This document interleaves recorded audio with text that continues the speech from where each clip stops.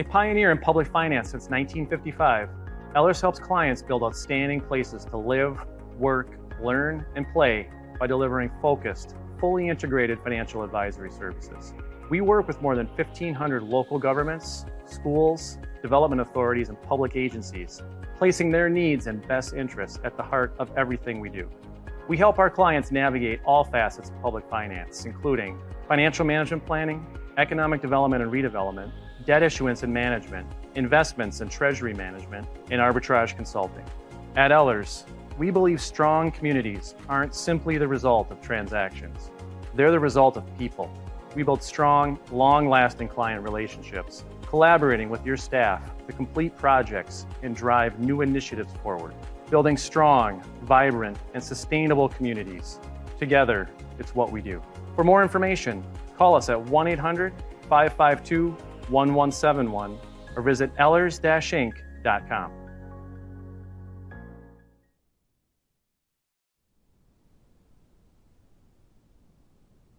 Good morning, everyone. Thank you for joining us today to discuss Minnesota bond basics. I'm Todd Hagan, Senior Municipal Advisor with Ellers, and I'll be serving as your host and moderator today. Before I introduce my colleagues and we get started, I have 3 quick housekeeping items to mention that will help ensure you have a good, interactive experience with us. You'll notice in the upper right-hand corner of your screen, there are 2 icons. One is called Live Q&A and the other is Chat. As we go to the screen, there are 2 icons. One is Q&A and one is Chat. As we move through today's presentation, if you have a question you'd like us to answer, simply open the Q&A tab, type it in and click Submit. We will take a break or 2 during our time together and answer any questions you've submitted. You can also have conversations with fellow attendees throughout the session by clicking the chat function. One thing to note, while you can submit any question anonymously, in the event we're not able to get to all questions today, we recommend you allow us to see your information so we can reach out to you directly with specific answers or to discuss further. Lastly, if at any point during the presentation you start to notice either video or audio lag, please go ahead and refresh your browser, and that will get us right back on track. Now that we've covered those items, let's go ahead and get started. I'd like to introduce my colleagues, Brian Riley, Senior Municipal Advisor and Principal of our Minnesota team, Stephen Broden, Managing Director of our Arbitrage Practice, and Sarah Beecher, Public Finance Manager and Head of our Continuing Disclosure team. Brian's going to get us started this morning, so Mr. Riley, take it away. Good morning. Thank you, Todd, for that. Pleasure to be with all of you. And I think initially here, we want to just give you a broad outline on the topics we're going to cover today. This is bond basics, maybe at the 102 level. We're going to introduce some things where we see potential problems that occur with clients as well. But fundamentally, we're going to talk about some key concepts and philosophies around funding capital projects. And that's not just bonds, but that's where we're going to focus. We'll break down some key terms, right? The financial industry is rife with jargon, and we're going to put that into plain English. Typically, when you issue debt, you're going to be doing so with the assistance of a number of professionals, and we're going to talk about who those market players are, as well as what duty they owe to you and how they get paid.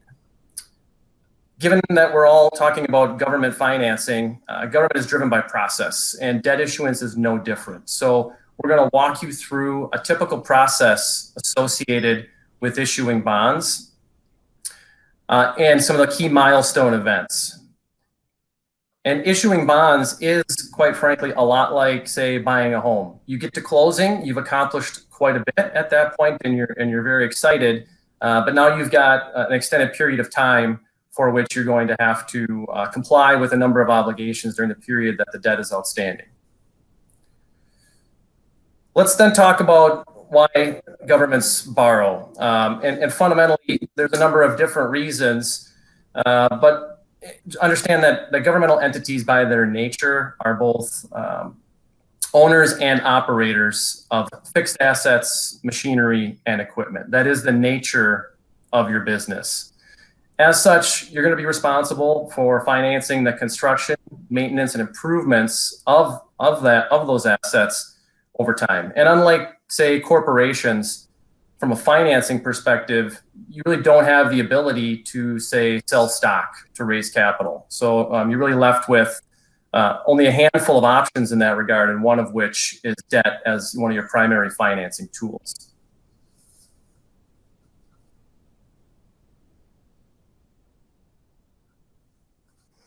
I'll wait for the slide to load. Actually, we'll keep moving along. And some of the concepts I'm going to describe don't necessarily require slides, and we'll catch up.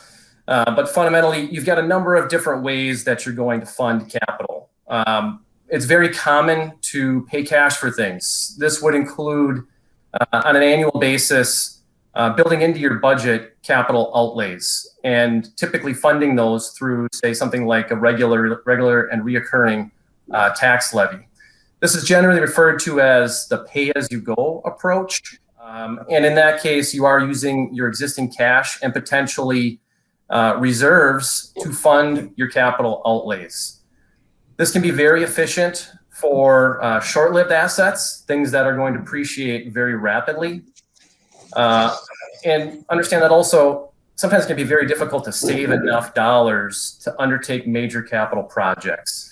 You really need positive budget variances to begin to accumulate cash that you can then designate for your specific capital purposes. And that can take years, if not decades, to achieve.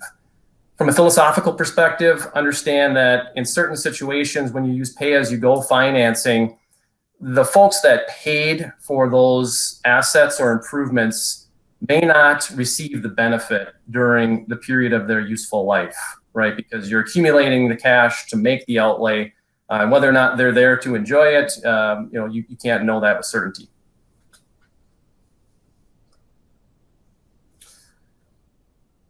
Another way, and can be creative at times, to fund capital outlays is kind of the bank on yourself approach. In this case, we're referring to internal loans. In the case that you have a fund that is, say, cash rich, you may have a capital resource that can be leveraged to essentially borrow monies to the fund that needs to make the capital outlay. There are some key aspects to this from a fundamental and fairness perspective, and that is, both funds need to be treated equally. And in a lot of occasions, what you want to have happen is a reasonable rate of interest being charged to the borrowing fund, but also a reasonable rate of return to the lending fund. Think about it this way. Your general fund is largely comprised of your tax-paying constituency, while, say, things like utilities are fundamentally different constituencies. You have ratepayers who are not taxpayers, and therefore you want to make sure both parties are treated equally. Finally, on this approach, you want to ensure that you're not impacting the potential fund balance and cash profile of the lending fund in a way that limits its liquidity and puts you into potential cash flow issues on a go-forward basis. So a number of planning exercises should be involved in both the pay-as-you-go approach, where maybe you're applying reserves, as well as utilizing the notion of an internal loan. Finally, then, on our spectrum of capital financing solutions is debt issuance. Debt is a four-letter word, but we don't consider it a dirty word. In fact, it's an extremely useful and appropriate tool when it comes to capital financing. Understand that when you're using debt, you are preserving your cash and other resources to potentially be applied for other things. It's also important to maintain appropriate levels of fund balance for your organization. Now, the cost of the asset is then going to be amortized over its useful life. And again, getting back to the notion of the philosophical approach to capital, the parties that are using it are also then the parties that are paying for it from a more fundamental perspective. Another benefit of using debt is it can be an extremely important tool to be able to manage and stabilize things like tax rates and utility user rates and fees. Periodically, when you have the ability to take on debt, you can engage in a heavy amount of structuring of that debt to achieve certain outcomes. We're not going to get into those specifics today, but understand that this is a great opportunity to then manage tax rates and fees.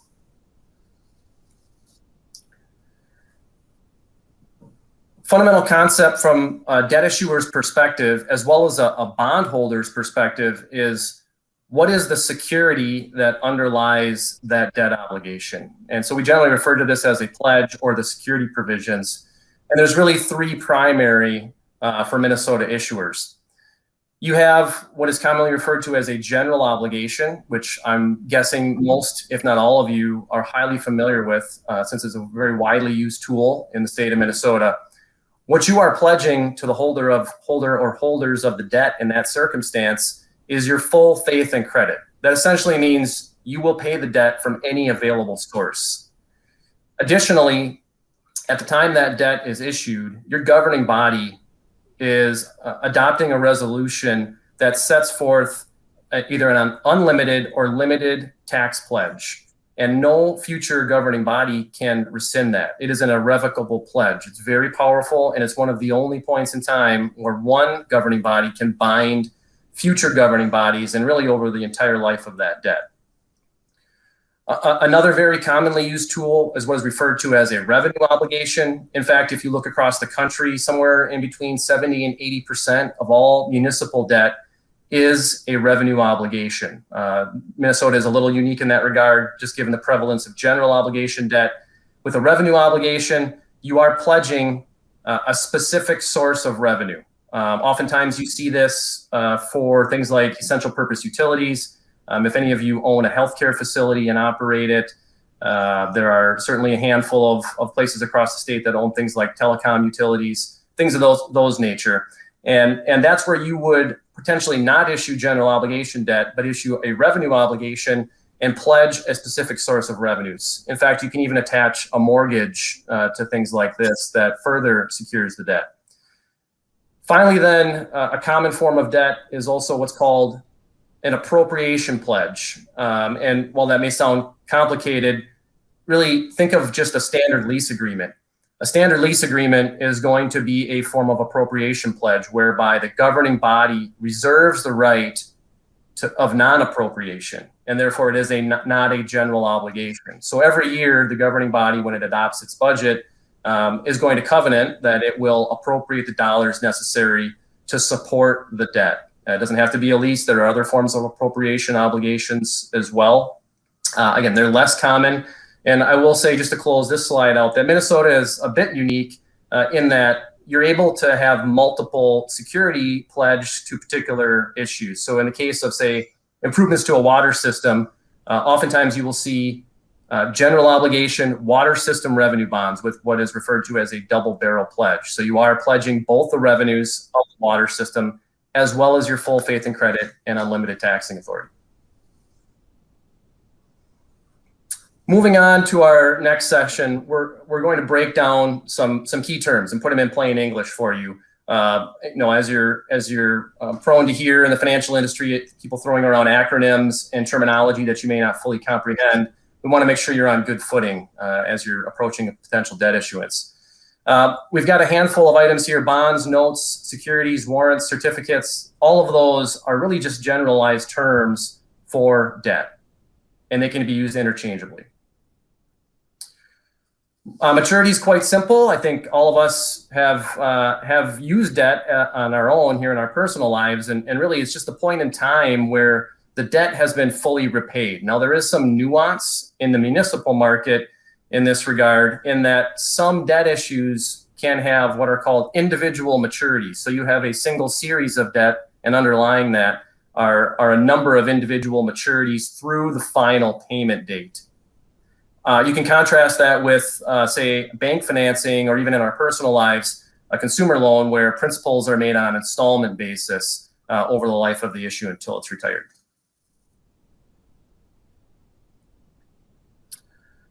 All right, another term you're going to hear quite frequently is par. And no, we're not talking about golf, although it is nice out. I wish I was doing that right now. But in any event, par is really no different than speaking to the face value of the obligation. So if you have $1 million of principal amount that is also the par amount. It's often expressed in terms of a percentage, and par being 100% of the face value. Now, the tricky part of accessing, say, the capital markets or other forms of debt is that you can issue your debt at a price that is actually more or less than face value or par. In the case of issuing debt at a price that is more than face value, that is called a premium, and at less than face value is referred to as a discount, both of which could also be expressed as a percentage of the face amount. All right, as we're closing out this section here, a couple other key aspects would be when you issue debt, when you think of the interest rate you're paying, that is often referred to as the coupon.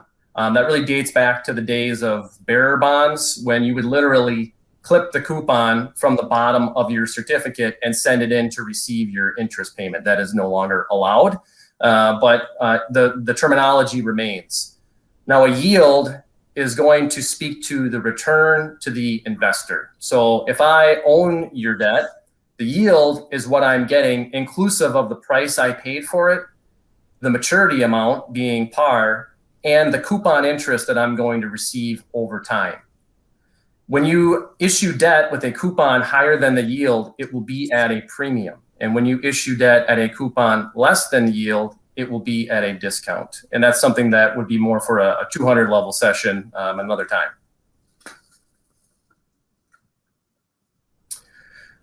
All right, finally then here, as we're closing out our key terminology, a couple items that we want to hit on are, one is related to prepayment. And so when debt is issued, there are a number of different features that can be attached to it. One is prepayment. That's often referred to as an optional redemption or call feature. And so you retain that option as the issuer to redeem your debt at certain dates or any time after the date of issue. Oftentimes, if you're, say, accessing the bond market and issuing debt for up to 20 years in term, you may have a quote unquote call date somewhere in the 8th to 10th year, and you will be locked out from prepayment in advance of that. Now, why would you do that? Is because you're receiving a lower interest cost as a result. A par call is simply the first date, and it's an on or after date by which you can prepay your debt at face value. Now, the official statement is going to be something that's wholly the purview of the securities market. So if you're a municipal issuer accessing the securities market, you're going to work with your professionals around you to put together what's called an official statement. This is going to be the offering and disclosure document that is going to go out to investors for them to review, understand from a credit profile, the issuer and certain characteristics associated with your community, as well as the prevailing terms and features of the bonds, the payment dates, the maturity structure, the call feature. All of those things will be set forth in the official statement.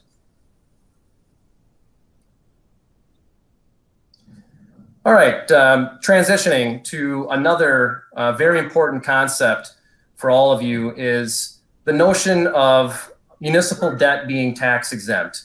And so for all of you as public bodies, if you issue debt for a public purpose, most typically it is going to be considered tax exempt. We'll talk about what that specifically means on the next slide, but as an investor, that investor is really only going to care, or at least primarily care, about their after-tax rate of return on their investments.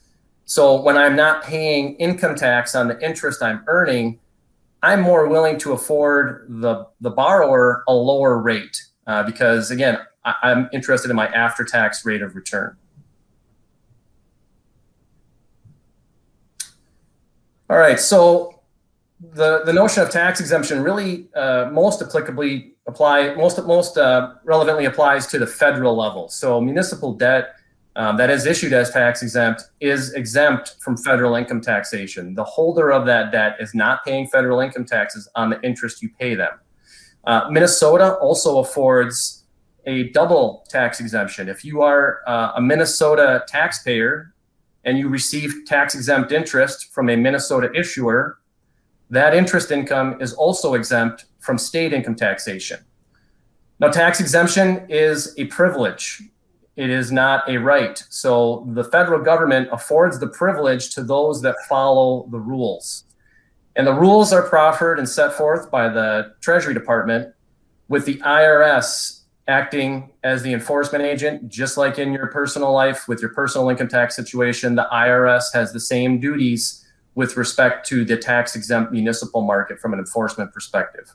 Now, do understand that in certain circumstances, you may be undertaking a project that will not qualify for tax-exempt obligations. And in that case, you certainly do have the ability to issue debt on a taxable basis. Now, understand in doing so, it will come at a higher rate.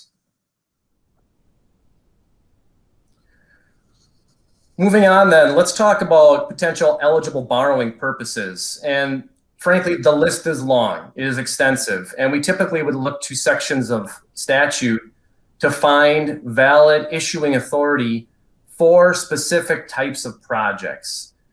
And so when you're looking at your eligible borrowing purchases, you're going to tie back to that section of law. We'll talk about some legal aspects here in a little bit.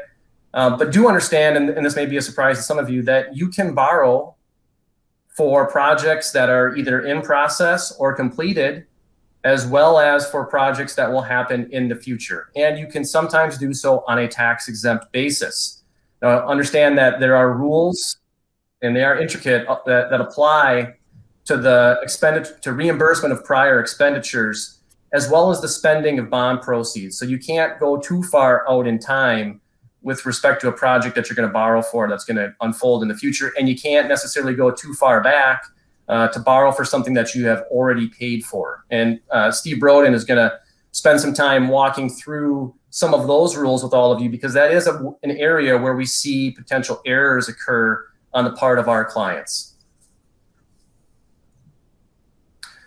All right, let's talk about the who. Who are the parties and the players that you are going to engage with a typical debt issuance? You're going to want to understand what role they play, whose interests do they represent, and fundamentally, how do they get paid? So let's first, and maybe selfishly, talk about the municipal advisor. So that's us at Ellers. We are municipal advisors. Some of that terminology has changed over time. It was common to hear the term financial advisor for many years until the Dodd-Frank Act was codified and adopted as law, the notion of a municipal advisor. We're going to just use the term MA, right? There's 6 syllables, so I feel compelled as a financial person to reduce it to an acronym. So your MA is going to provide a wide scope of services under the engagement. Understand that they have an obligation to you that rises to the level of a fiduciary. That means they have to put their interests above their own. And in that case, they're going to represent you throughout the entire transaction and even beyond to a large degree. They're going to help you prepare a financing plan and an executable calendar. So again, there's a lengthy planning process in some occasions that goes along with debt issuance. It isn't as simple as just going to find money. You really want to have a cogent plan in place that will serve you over time. They're going to help you do that. Similarly, they're going to help you put together your financing team. You may have one already. You may have professionals that you've worked with for many years, and there's no reason to disrupt that. Or if you need to assemble a team for a particular financing or because you haven't done it before, they'll work with you on that exercise through either solicitation and request for proposals, or they may provide you recommendations for people that they have experience with. Some of the key aspects then, as you proceed, will be your advisor providing to you a recommendation on the structure, size, timing of execution, and the terms associated with your debt issue. So they're going to help you build the foundational aspects of your transaction, the structure of it, when do you want to access the market, and then ultimately, how do you go about accessing that capital? There are different ways to do that we'll talk about here in a number of slides later, but you have options and they're going to help you evaluate what is optimal for you. All right, any complex financial undertaking will typically require you to engage an attorney. And in the case of municipal financing, there are attorneys that have a specific practice area in that regard and are experts in both municipal finance and tax law. And we refer to them as bond counsel. And as a recognized bond counsel, they're going to provide you some key aspects that underlie not just process, but also some of the legal underpinnings associated with your debt issue. Probably most importantly, this attorney is going to provide you two opinions that all parties to the transaction want to see and will rely on. And that is a validity opinion and a tax opinion. Again, we talked about process earlier. The validity opinion documents and shows that they provided you an opinion that you followed the proper process to validly authorize and issue the debt. Again, both parties, both the issuer and the bondholder, want a valid and binding obligation. Also, they're going to provide a tax opinion for tax-exempt debt. Again, we talked about the rules associated with invoking that privilege and availing yourself of it. But in order to do so, your bond attorney is going to do diligence to make sure that the debt is indeed available for the tax exemption. All right. Now, the authorization aspects we talked to earlier, again, the state statute is pretty broad and deep in this regard. They're going to help you find, if your municipal advisor hasn't already, they're going to help you find relevant sections of law to issue your debt under. As such, then, they're also going to assist with the preparation of all of the legal documents associated with the debt issue. And when there are points in time where one or more of those documents has to come before your governing body for consideration and approval, they'll typically also provide you agenda language, any notices that need to be published, et cetera. So different forms of authorization are more or less involved. They're going to work with the municipal advisor on, and you as the issuer on the official statement. Certain sections of that document will speak to tax exemption and the legal underpinnings, and they'll help with those segments. Sarah's going to be talking in depth about continuing disclosure. And one of the parts of your official statement is what's called a continuing disclosure agreement. And your bond counsel is going to be intimately involved in crafting that on your behalf. Your bond attorney then, it does represent the issuer, but as I said before, a number of those opinions are going to accrue to the benefit of all parties in the transaction, and they're going to be paid a flat fee at closing from your borrowed proceeds. All right. Not all of you likely have a rating, but for those of you, you may be familiar with rating agencies. The primary three are listed on their slide. There are a handful of others, but these are the ones that predominate in Minnesota. This is an independent agency that's going to render essentially a credit opinion that is related to both the issuer and the issue itself. What are the terms and conditions of the issue? How do they protect bondholders? Those sorts of things. They're going to be interested in that in certain circumstances. And understand that as far as rating goes, a better rating will equal better market access as well as a lower cost of capital. And from the gradation perspective, at the top again is AAA. Then you get into the AA category, then single A, triple B, and below that is considered the high yield market. Sometimes referred to as junk bonds. They're not all junk, but that is the nomenclature.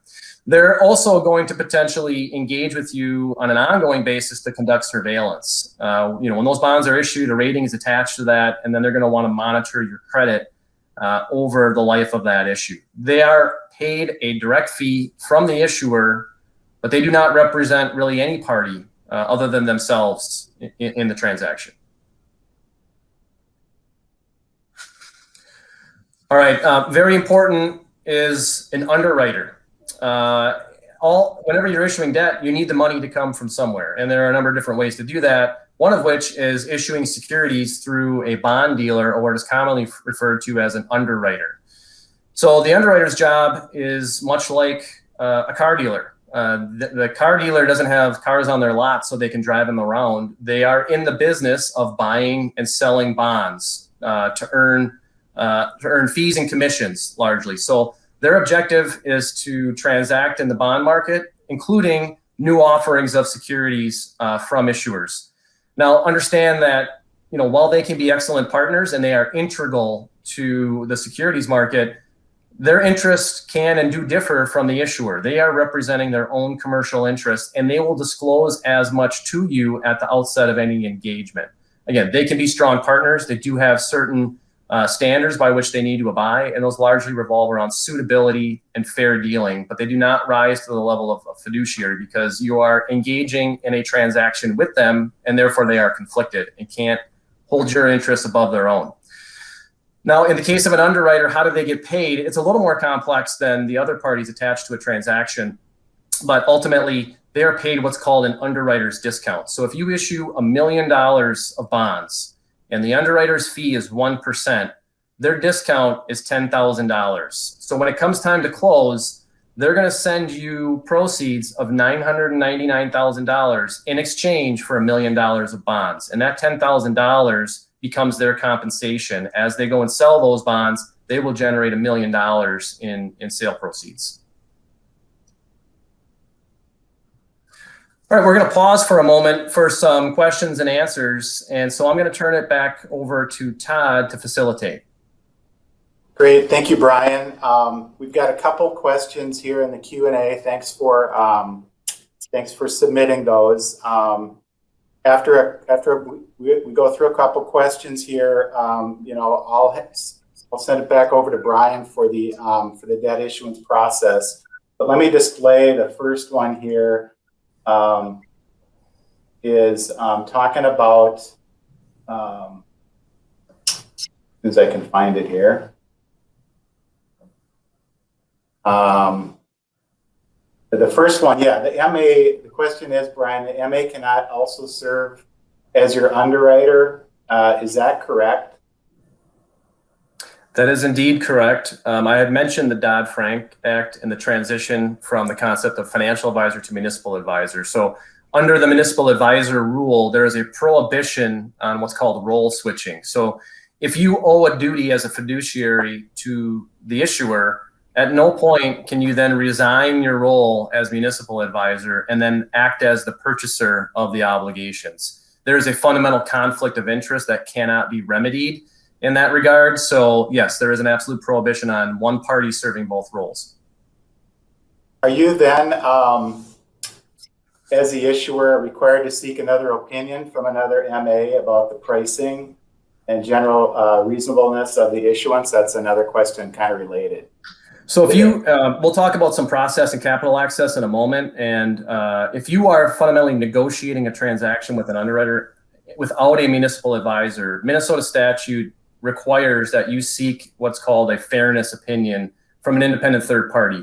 And I'm not sure that that party rises to the level of a municipal advisor from the standpoint of what duties they owe to you. They're coming in very late, in the transaction, but they would serve the role of what's called a pricing agent and would be able to independently verify that the pricing you received is fair and reasonable. Obviously, they can't know every detail, but they can look into the market and see what other transactions of comparable size and structure and credit rating are pricing at and provide you that opinion.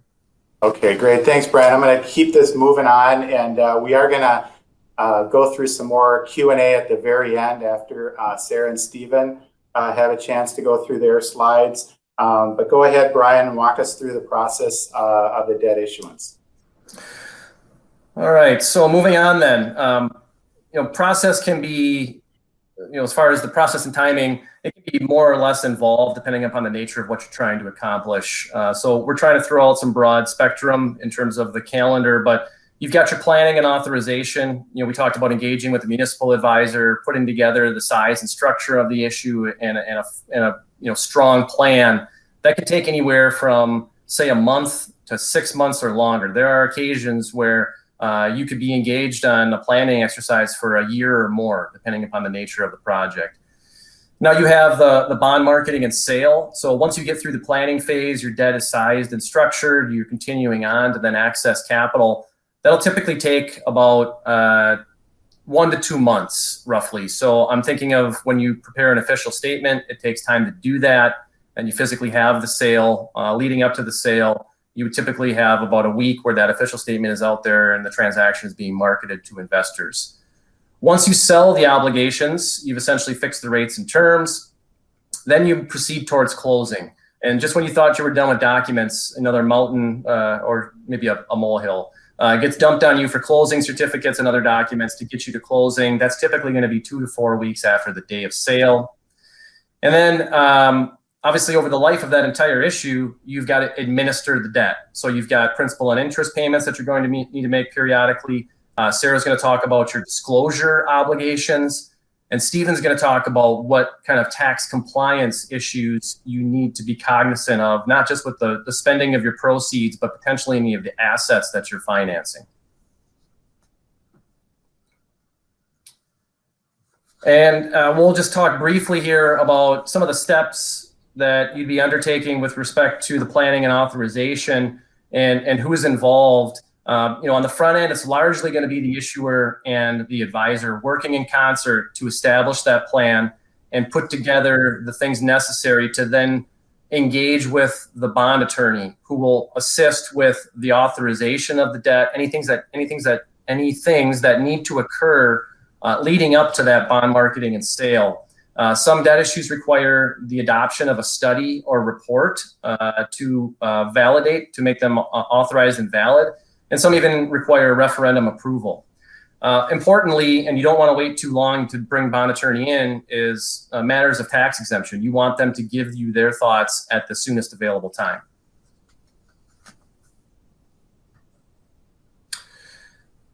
All right, then discussing your borrowing options, there's really kind of two core ways to access capital. One is through a securities offering. We talked about the official statement. That's going to be your disclosure and marketing document.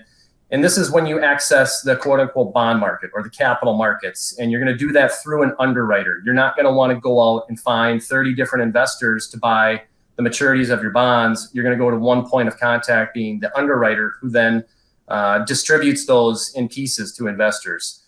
And again, that official statement is really the key aspect of being able to access the securities market. And there are really two ways to work with an underwriter. A traditional way in Minnesota, and that works very well for things like general obligation debt, is what's called a competitive underwriting. Think about this, very logically, as when you go out to bid for construction projects. Your advisor is going to help you put together the transaction and then put together that official statement. And then it goes out to the underwriting community to allow them to bid on the issue. They state their fees and what they want to attach for interest rates, with the award going to the lowest interest cost proposal inclusive of the underwriter's fee. That's juxtaposed against the notion of a negotiated underwriting, where an underwriter is selected in advance. There's a number of ways to do that. Again, that's another discussion for another day, but you're going to work with your municipal advisor to engage an underwriter to work with you specifically to really market and sell that issue. And this is an effective way to bring forth, say, new credits, something that hasn't been issued frequently or that you have not issued as the issuer. If you're under some financial distress, or there's some story associated, a startup operation, things of that nature, or if there are difficult market conditions, sometimes it's nice to be able to rely on an underwriter in periods of volatility through a negotiated sale. Let's also talk about something that all of us kind of understand very well, and that's just working with a bank. Banks are providers of capital. Understand that this is called generically a direct placement. So accessing bank capital, you go directly to the lender. Banks and institutions are always active in the market to more or lesser degree, depending upon circumstances. There's typically not an official statement or rating required in these circumstances. This can be attractive for smaller issues where the cost of issuance would really overwhelm an issue and load it up too much with cost, which increases your interest rate fundamentally and causes you to issue more. And it's also useful for things like interim financing. This can be a very useful tool as well.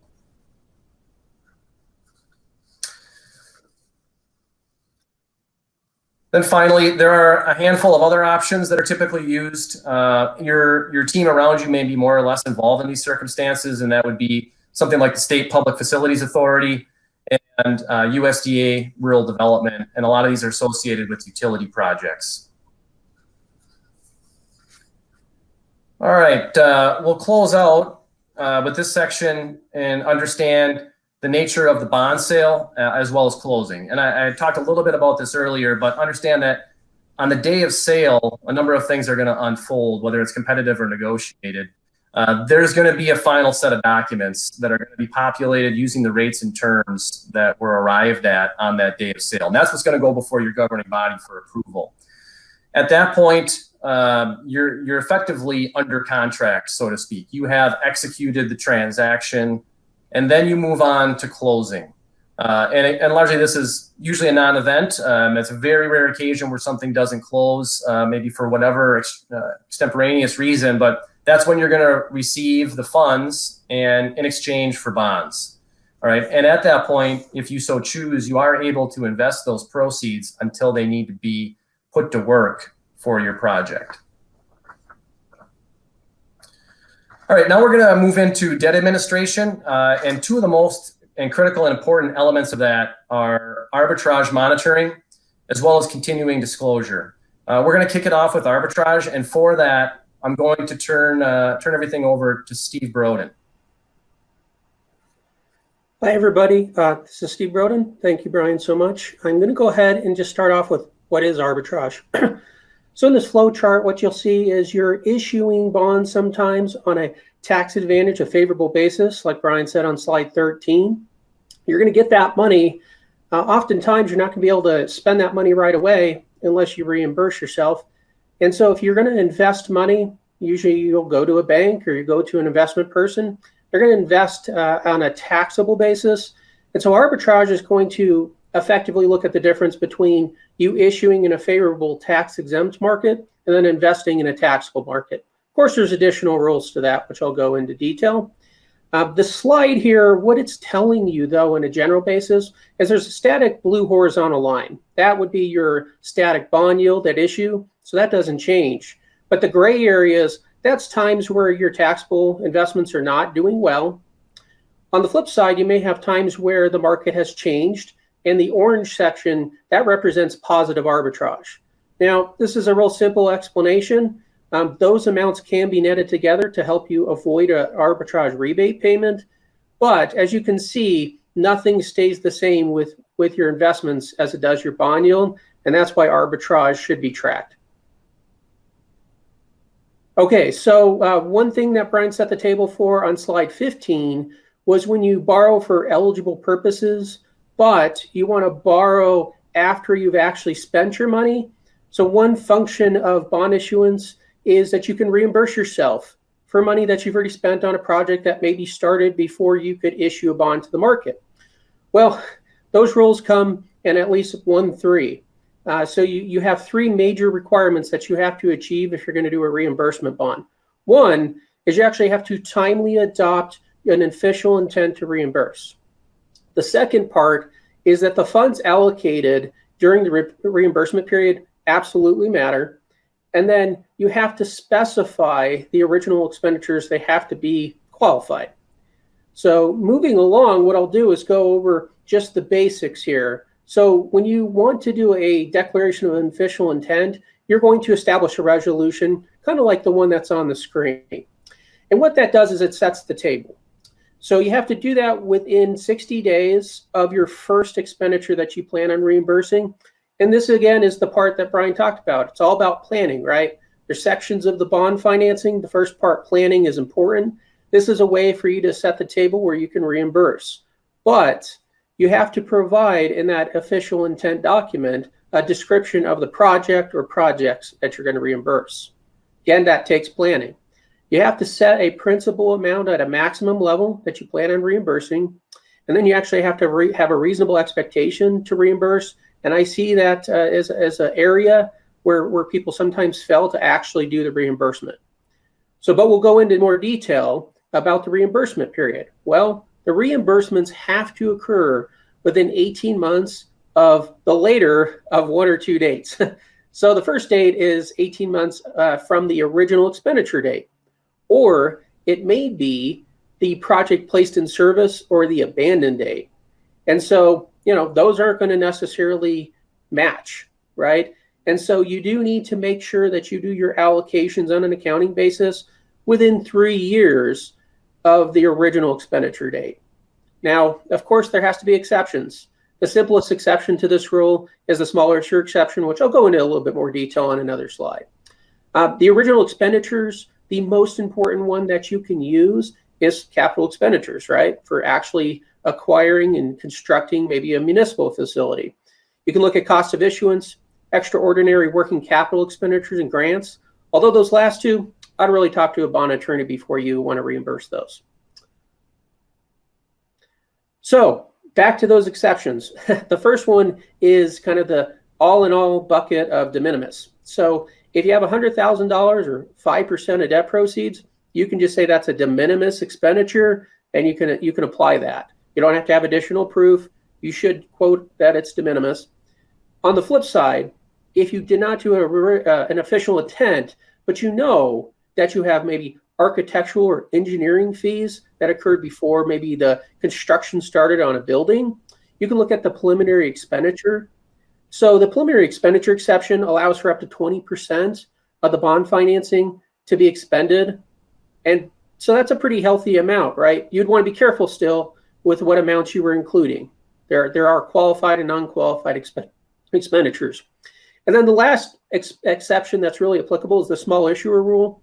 And I didn't go into great detail, but essentially that means as a municipality, if you anticipate or actually issue under $5 million during a calendar year, you may qualify for the small issuer exception, which would actually extend the amount of time that you have to reimburse. If you have questions on that, please let me know. As far as just arbitrage generally for consideration purposes, when you're in the planning phase, of course, if you're going to reimburse, get that original intent or intents, right? You may have different projects that are coming in at different times. You want to make sure that you set a spend down duration so that you can discuss it with your bond attorney and municipal advisor. You want to look at the financing complexity. How long is it going to take you really to issue this money? If you have multiple purposes, can you get everything done?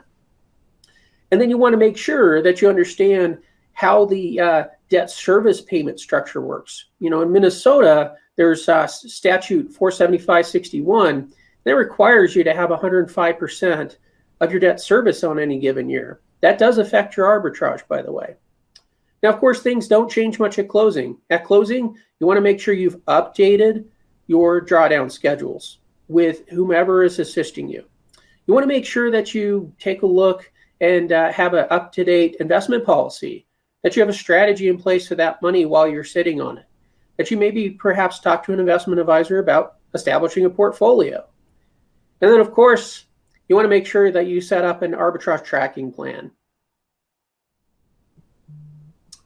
So some additional considerations on a post-closing basis, this is where I really come in, is you want to make sure that you're accounting for your bond proceeds, whether it's reimbursement allocations, whether it's on a current basis, and you want to make sure you put those in a cash flow that you either hold internally for your arbitrage or that you provide your arbitrage analyst. You want to make sure that as part of your arbitrage tracking that you have the key arbitrage dates and the allowable yields that you can invest up to. And you also want to make sure that you conduct arbitrage reporting, whether internally or externally, on a timely basis. That might be dependent on debt size. As I said, there's a small issuer exception that limits the rules. You want to make sure you understand your investment performance as it relates to that bond. And you also want to make sure you comply with applicable state statutes, whether that's on a project expenditure basis or, as I indicated, on a debt service basis, in Minnesota being the 105% rule.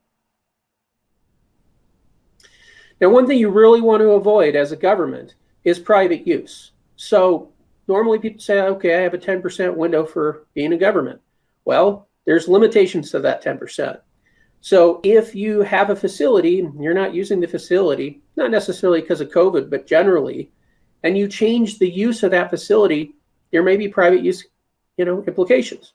Also, and I've seen this one multiple times, if you sell a facility or you sell land that was acquired with tax-exempt bonds, you may immediately have subjectivity to private use. If you have management contracts associated with a jail financing, especially if you are on a border, you may want to talk about that and make sure that you don't have private use issues.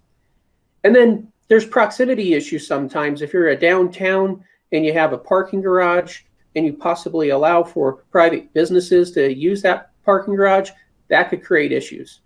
So all in all, Try not to have private use. If you have questions, talk to a bond attorney. And now what I'm going to go ahead and do is I'm going to hand it over to my colleague, Sarah Beecher. She's going to talk about continuing disclosure. Great. Thank you, Stephen.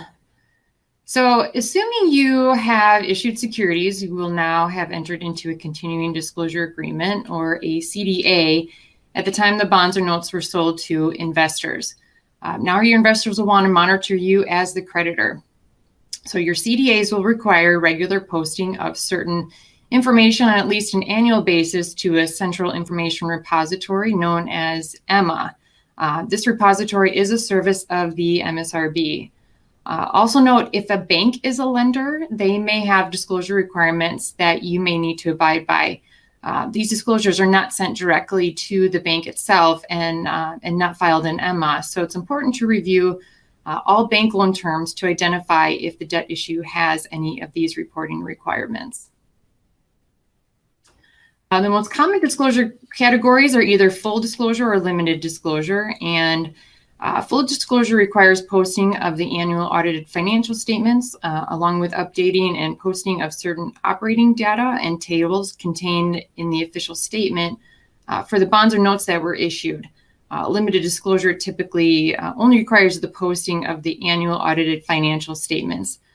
So the biggest difference between the two is the amount of debt that you have outstanding that is already subject to continuing disclosure reporting.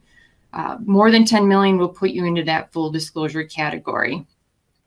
Both full and limited disclosure do require posting of event notices, which we will go over in a little bit. So the required operating data that is to be prepared and filed will be laid out in the continuing disclosure agreement that is signed and executed with each securities issue. These requirements can vary depending on the obligation type and pledged revenues of the issue, but also can vary depending on who prepares your official statement, as each preparer uses a slightly different format to compile some of the information. Just some quick examples are that you may see are property valuations, debt information, tax levies, and employment trends. So along with posting annual financial information, there are 16 required events that need to be filed. The filing must be done within 10 business days of occurrence. So this really is not a great amount of time. So it's really important to keep these events in mind and communicate to your municipal advisor or bond counsel when these do occur. But instead of going through each event, I will make note that the most common events that we see are principal and interest payment delinquencies, bond calls, and any type of rating change. Rating change notices need to be filed not only on the issuer's rating changes, but also any type of credit enhancement rating or bond insurance rating change. So in February of 2019, the SEC added 2 new events. Event 15 is the incurrence of a financial obligation of the obligated person, which is now you, the issuer, if material. And material means there's a high likelihood that a reasonable investor would find the obligation important and that it would impact their decision to buy, hold, or sell a bond. Event 16 is a default, event of acceleration, termination event, any other events that are under the terms of a financial obligation, any of which reflect financial difficulties. So why were these additional events added? These issues are not automatically disclosed to EMMA, and investors want to be made aware if you enter into any of these obligations, and whether or not the obligations may contain priority rights, which they do not like. So a couple examples of some of the obligations that should be disclosed under Event 15 are public finance authority issues, USDA loans, privately placed bank notes, and material capital leases. Just a couple quick factors you may want to consider when assessing materiality on whether an obligation should be filed or not is the source of security pledge for repayment, the rights associated with the pledge, either senior or subordinate, the par amount of the obligation, or terms which could affect security holders, such as covenants or priority rights. So we just spoke to required disclosures under a continuing disclosure agreement, but issuers can also provide voluntary disclosures as they see fit. And Emma is set up to properly categorize these voluntary filings so they can be easily made. Some examples of what could be filed are any type of financial impact of COVID-19, any type of important interim financial data, not just your annual audit. Also, any privately placed debt for an issuer not yet subject to events 15 and 16. So an issuer is not subject to those two new events until they have issued securities dated after February 27th of 2019. So if you've not issued securities since that date, you're not yet subject, but you can be proactive and let the market know of these new financial obligations you may have. But please exercise caution if and when you do make these disclosures, as filing on Emma or communicating with the market is subject to securities disclosure regulations of the SEC. And we do always recommend you consult with your bond counsel and municipal advisor prior to making any filing. So that's all I have for you today regarding your continuing disclosure obligations. And I am going to hand this back off to Brian so he can close us out. Thank you, Sarah. Very informative. This session is not necessarily meant to make you an expert by any means, and just want to make everybody aware that what we're trying to do is, you see the light bulb, is just to have that light bulb pop up kind of in your mind when certain things are happening around you, so that then you seek out guidance from the professionals that you engage with on a regular basis. Clearly, there are many reasons to issue debt. It's really more about the planning and making sure you put a good plan in place. No poor plan is saved by low interest rates, whether they're tax exempt or taxable. And then going beyond the date of issue, you really have a number of obligations, and we only touched on them briefly today, but do understand that the tax exemption as a privilege is certainly something that's done from an analysis perspective on the front end, and also over the life of the issue. So you need to pay attention to that. Again, I'll just close out by saying, seek guidance at all times if you have any questions, because once you go a particular path, it may be very difficult to extract yourself from it.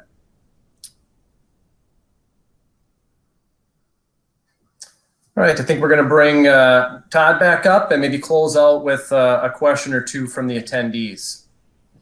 Great. Thanks, Brian, Steve, Sarah. We have one.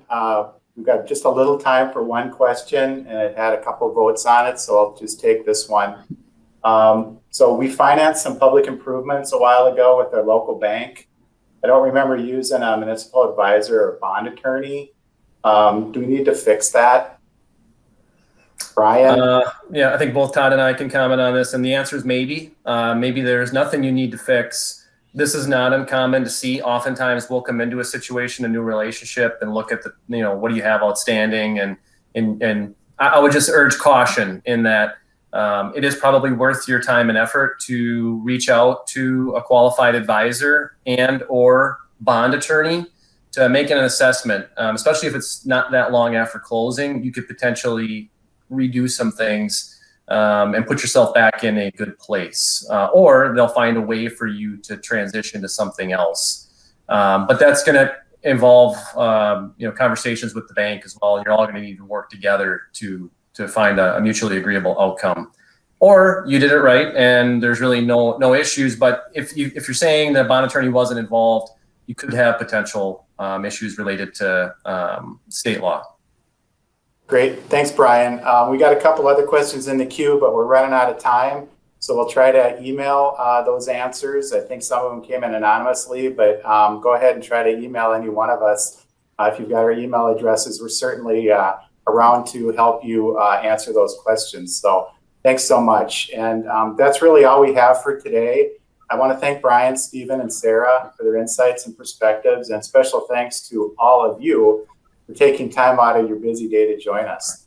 Please note both a copy of today's presentation and a recording of the session will be posted to your virtual attendee hub for your future reference. And because we're always interested in learning about ways we can make our virtual experience more dynamic and deliver content that's most valuable to you. We'd like your feedback through a brief survey. You'll notice just below the chat and Q&A buttons, there's a survey icon. If you open that up, you can simply click the Take Survey button before you leave here today. If you don't have the time to provide feedback now, we will send an email with a link to your survey so you can complete that on your own at your own convenience. And either way, we hope you'll take time to give us your thoughts and what we did well and where we can do better. So thanks again for attending and enjoy the rest of your day.